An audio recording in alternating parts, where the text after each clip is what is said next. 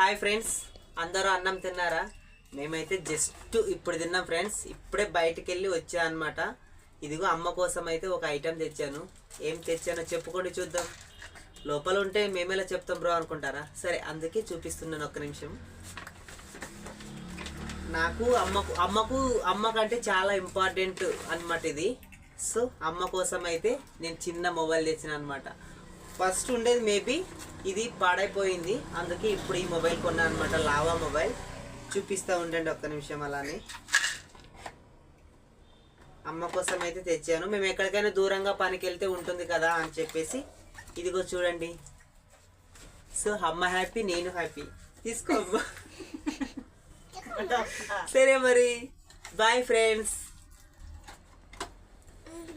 Bye madam. Bye Shikhar. Friends అన్న cut madam.